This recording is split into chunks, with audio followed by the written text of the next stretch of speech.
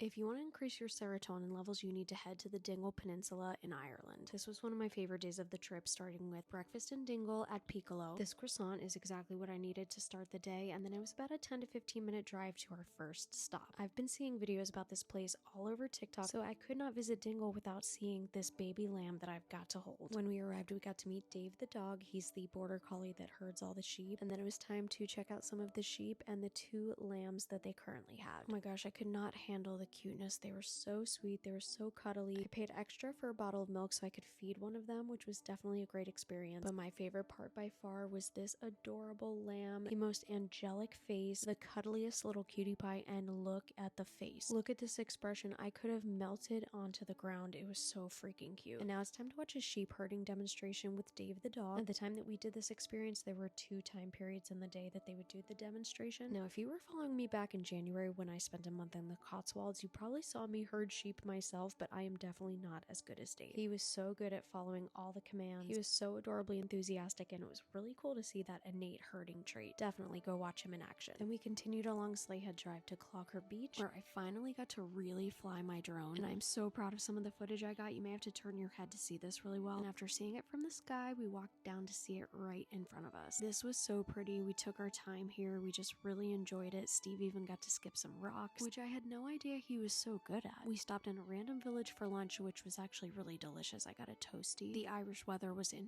full effect. It was very overcast, rainy, but it's also very fitting and makes some of these parts of the drive almost more dramatic in a way, so I'm definitely not complaining. And eventually we circled back to Dingle, walked around the town, and found some live music at Patty Bon Bronson's. Shocker, Steve got a Guinness and is trying to split the G again, and this time he succeeded. And we wrapped up the day with a delicious Italian dinner before calling it a night very early because tomorrow we head to Galway.